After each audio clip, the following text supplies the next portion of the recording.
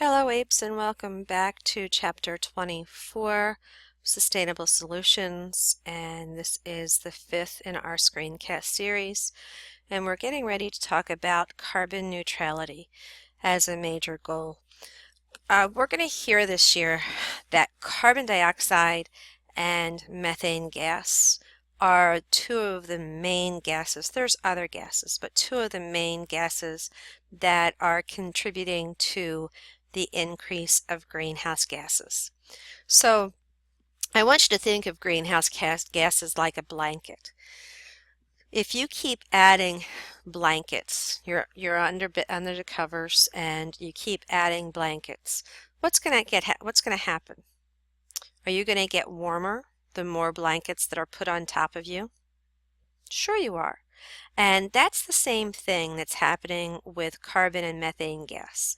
They're going up into the atmosphere and they're increasing the greenhouse gases, the greenhouse blanket.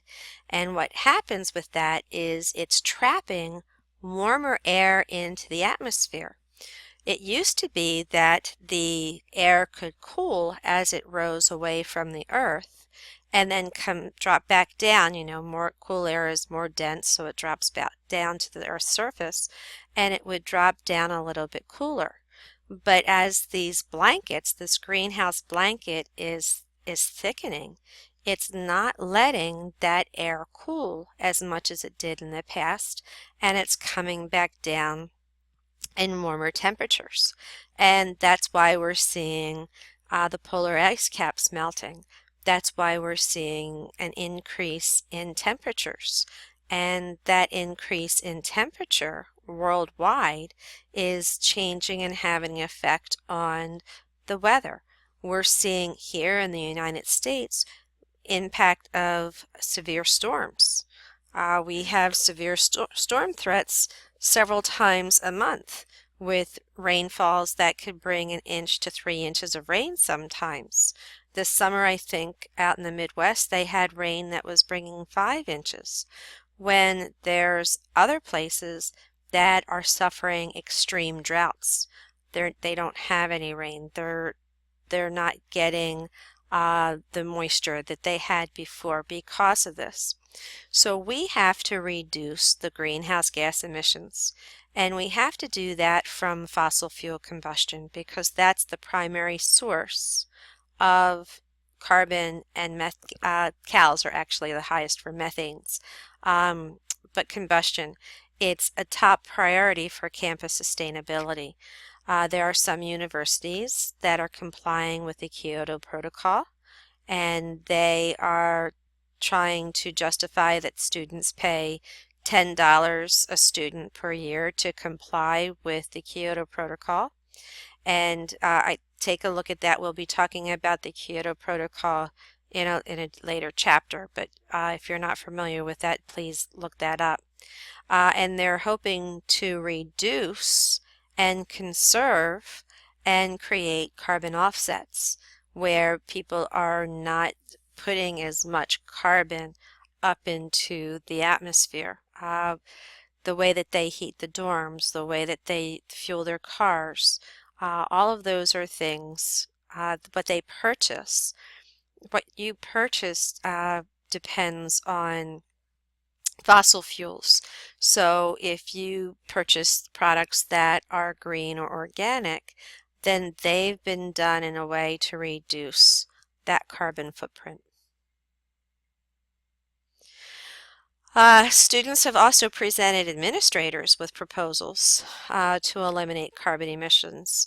Their pressure has nudged reluctant administrators to set targets to reduce greenhouse emissions.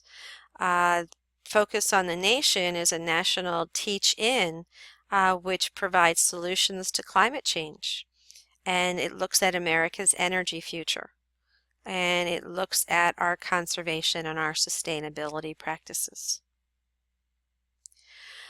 The students are demanding that we go away from supporting the fossil fuel corporations.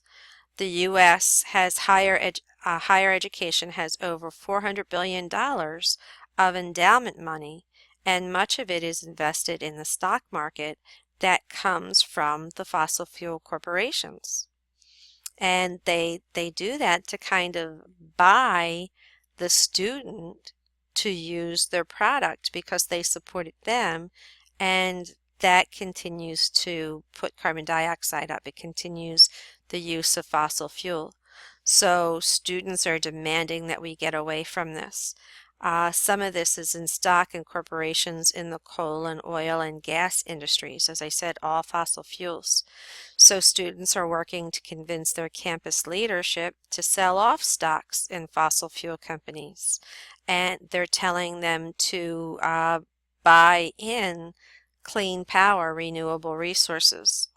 Modeled on the efforts to divest from companies doing business in the apartheid era of South Africa, this is what the students are trying to come up with so that the campuses are getting stock in windmills, your turbines, your solar energy, your water energy.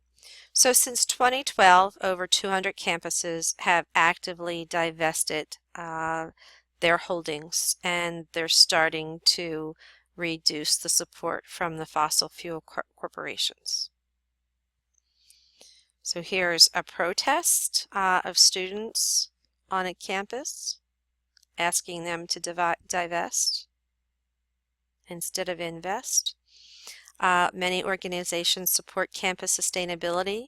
So when you're thinking, well, they're going to be losing their support, no, the Association for Advancement of Sustainability in Higher Education is one of the organizations that will support this. You've all heard of the National Wildlife Federation.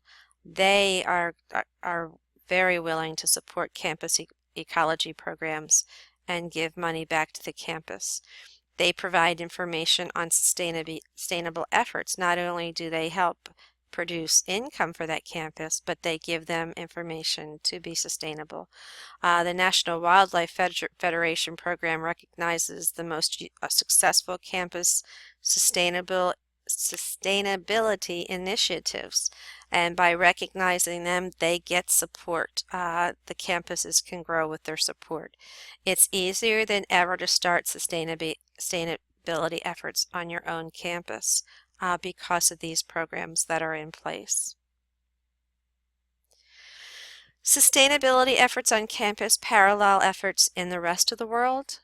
So when we take a look in one of the countries we'll be looking at is Norway, and they've got so many developments and communities that use solar power that they don't have to worry about harnessing their energy anymore by fossil fuel ways. So this is a country that is moving to solar power and wind power, and they're getting away from the demands of fossil fuel and their need for fossil fuel. So countries are adopting what's happening on campuses as well. More people are beginning to appreciate the Earth's limited capacity.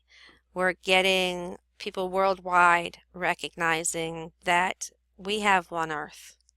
And like you saw in the video with the Asian man, I can't think of his name, I'm drawing a blank, when the test tubes were at half full. And pretty soon we're going to be at the point where we can't turn back our population numbers and we're not going to have the resources available.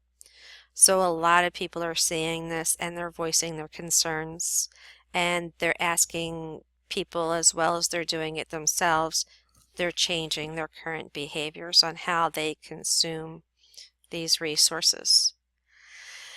When we think about sustainability, though, it doesn't just come down to protecting the environment for humans. That's great, but we need to protect for all species, because each species has a niche, has a role in our survival, and we need to make sure that we're protecting everything. Those living things are our natural resources as well. There's something called the triple bottom line, and this is finding ways to promote social justice, in sustainability, economic well-being, because people still want to make the buck. They still need to be able to meet the demands of society, and environmental quality at the same time. So this is what sustainability focuses on, all three of those. And the goal is the primary challenge for this century. We need to step up our sustainability. And I don't want to get political, but Trump backing out of the Paris agreement for the environment, that should be concerning. Now, individual states, I've emailed different state representatives over this past summer and found that different states are doing things on their own because they disagree with the decision to back out. So we need to see what our state is doing in order to maintain sustainability. One of the things we'll be talking about in the future is fracking, and fracking is very concerning. It's still happening in our backyard. It's happening in the Pocono Mountains, and it's happening in northern Pennsylvania, and it is happening within neighborhoods where people live, and it can pollute the aquifers. It can cause earthquakes. There's a lot of risks with it. So we've got to make sure that our governments are not just going out for the fossil fuel, the money, that they're actually putting regulations in place to promote sustainability. The environmental protection can enhance economic opportunity. There's always been that concern that it's too costly to protect the environment. Well, we can balance this out and we can provide economic well-being where protecting the environment and the economy is not a conflict, and that our well-being does depend on that healthy environment. And in order to have that healthy environment, we've got to reduce our consumption, and we've got to reduce the amount of waste that we put out. Jobs, we're looking at green jobs, educating people on green energy, so that they don't have to stay with the old fossil fuel coal mining jobs. Logging, mining, and manufacturing are declining. We can make products out of recycled ones. We can get energy not from coal, but from the wind and the water and sunlight. So there's many opportunities that are available in using renewable energy. We've got to consider people's desire to live within the standard that they're living in, but also to live in areas with clean air and water, intact forest and parks and and open spaces.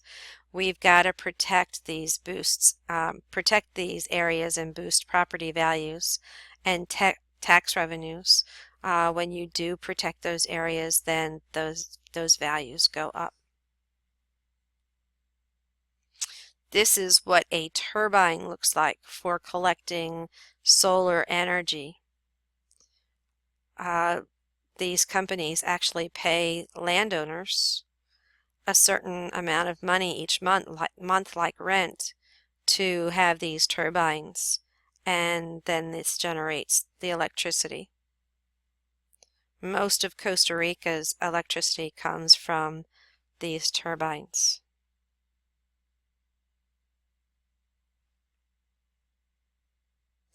All right, we're 14 minutes in. We'll end here, and I will see you back in the 6th screencast.